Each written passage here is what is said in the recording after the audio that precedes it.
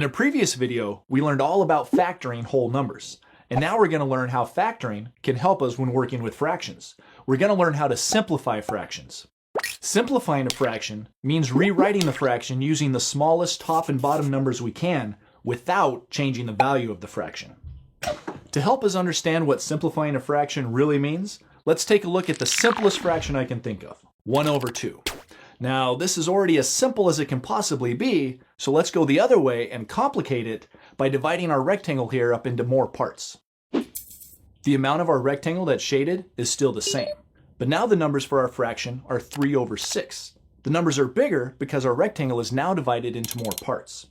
The fraction we have now, 3 over 6, is equivalent to our original fraction, 1 over 2.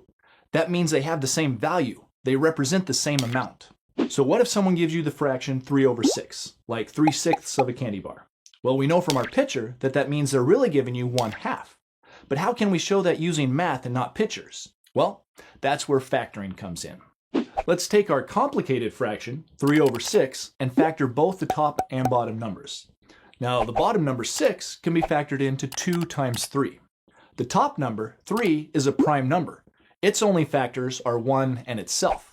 So we can write that as 1 times 3.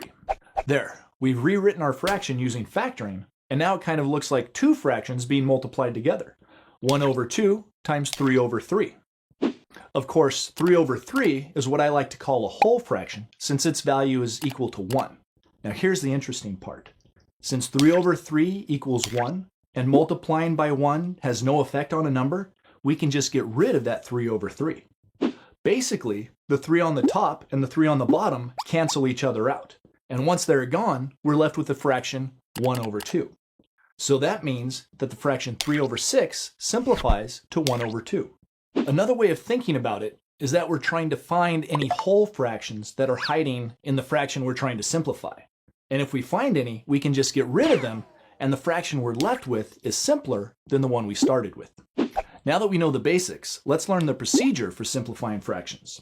First, replace the top and bottom numbers of the fraction with their prime factors. Next, look to see if any of the factors are the same on the top and bottom. If they are, then we call them common factors because they're something that both the top and bottom have in common. If you find a pair of common factors, you can cancel them out. Just draw a line through them, like this. And last, once all the common factors have been canceled, you need to remultiply any factors that are left over on the top or bottom.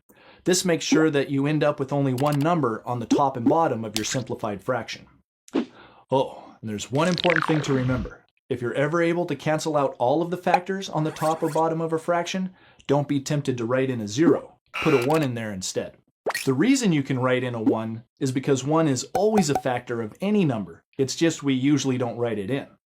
For instance, if you're going to factor the number 15, you just say that it's 5 times 3. But you could also say that it's 5 times 3 times 1. In fact, you could even say it's 5 times 3 times 1. See why there's always a 1 left over when you're canceling common factors? Alright, so that's the basic idea behind simplifying fractions. And once you know the procedure, it's really not that hard. But you might want to rewatch this video just to make sure you've got the idea. Now, there aren't any exercises for this video because it's really just an introduction. But in part 2, we'll see a couple more examples of how you can use the procedure to simplify fractions, and then you'll get plenty of exercises to do as homework. Oh yeah.